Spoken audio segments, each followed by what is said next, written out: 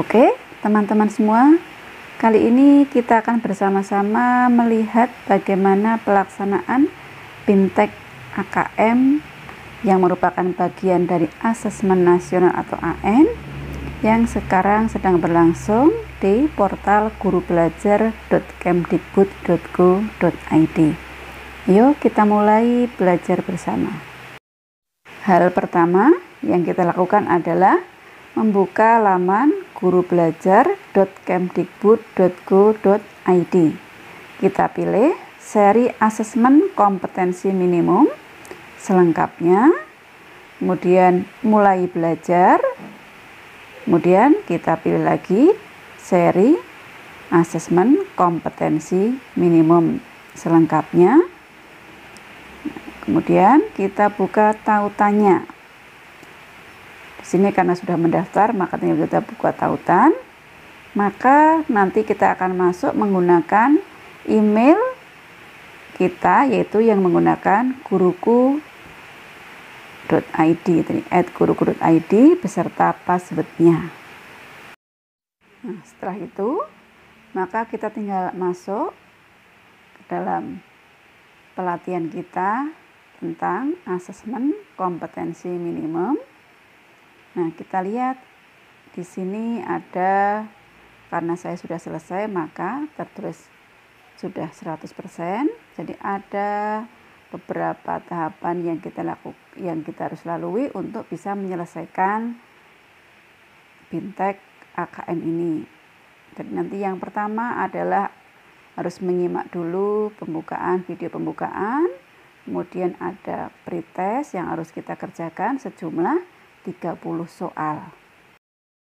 Nah, yang perlu diselesaikan pada konten BIMTEK ini adalah ada 8 tahapan atau 8 konten yang masing-masing nanti berisi beberapa topik, yang setiap kontennya nanti akan ada kuis. Kuis bisa berisi refleksi dan juga kuis berupa jawaban yang harus kita kerjakan. Jadi yang perlu kita perhatikan adalah soal pretest itu sama dengan soal posttest, yaitu sejumlah 30 soal.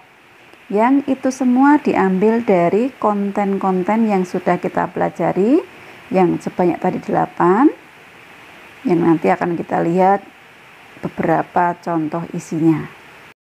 Sekarang coba kita lihat beberapa isi dari konten yang harus kita pelajari pada BIMTEK Guru Belajar ini. Kita buka dengan tadi menggunakan akun kita @guruku.id serta passwordnya. Kemudian kita lihat topik-topik yang ada di sini, bisa kita buka satu persatu, tapi kita harus mengerjakan secara urut. Jadi kalau konten yang pertama belum selesai, maka kita tidak bisa memasuki konten yang berikutnya dan seterusnya. Misalnya di sini kita buka untuk yang pertama adalah konsep asesmen nasional. Di sini kuisnya, soal dan jawabannya berupa betul atau salah. Jadi ada berapa soal, yang sekitar 10, yang jawabannya adalah betul atau salah. Jadi kita setelah membaca materinya, maka kita akan memahami bagaimana konsep asesmen nasional ini dan mengerjakan kuisnya. Ketika nanti kuis sudah selesai, maka kita harus menuliskan refleksi dari hasil belajar kita tentang konsep asesmen nasional ini. Nah, bisa dilihat beberapa soal yang ada di sini beserta jawabannya. Itu untuk materi konsep asesmen nasionalnya. Jadi ada yang jawabannya betul, ada yang jawabannya salah. Kita tinggal klik dari jawaban yang kita anggap tepat, apakah betul atau salah. Nanti sesudah semua soal selesai, maka kita klik finish ya. Jadi sesudah kita klik finish, maka akan muncul di situ berapa jawaban kita yang betul dari semua soal yang sudah kita kerjakan. Kemudian jangan lupa setelah selesai mengerjakan atau melakukan kegiatan di sini, kita harus klik tanda selesai agar perkembangan dari apa yang sudah kita kerjakan bisa terekap di dalam kembangannya. Setelah satu konten kita selesaikan, kita bisa memilih atau kita bisa melanjutkan kegiatan kita. Nah, karena di sini saya sudah selesai, saya akan mencoba untuk membuka untuk yang ada kuis berikutnya, yaitu pada materi tindak lanjut laporan hasil asesmen nasional. Di sini setelah kita mempelajari materi, kita juga harus mengerjakan kuis yang ada, yang di situ pilihannya sama kayak tadi, yaitu betul atau salah atau benar atau salah. Jadi setelah kita baca, kita pahami, maka kita bisa memilih jawaban yang tepat, apakah jawaban itu betul atau salah tentang tindak lanjut laporan hasil asesmen nasional. Setelah kita menyelesaikan semua soal pada kuis, maka jangan lupa klik finish. Nanti akan terekap atau akan terpampang berapa soal yang kita selesaikan dengan jawaban betul, dan jangan lupa selalu klik tandai sudah selesai. Sekarang kita lanjutkan untuk melihat bagian yang ada latihan membuat soal asesmen. Nah, di sini misalnya kita ambil yang latihan membuat soal asesmen numerasi. Jadi soal di sini kita disuruh membuat soal seperti yang ada contohnya. Jadi sebelum latihan di situ ada banyak sekali contoh-contoh soal asesmen numerasi. Demikian juga dengan yang asesmen literasi. Kita juga diminta untuk membuat latihan soal asesmen yang literasi. Nah, soalnya itu seperti apa? Untuk yang literasi itu bisa membuat soal berupa fiksi. Dari contoh-contoh yang ada itu fiksi bisa berupa puisi, bisa berupa sebuah cerita. Nanti kita disuruh membuat contohnya, jadi kita menuliskan contoh soalnya, kemudian kita juga memberikan jawabannya. Jadi seperti halnya pada contoh-contoh soal yang ada. Dan ini tentu menyesuaikan tingkatan siswanya.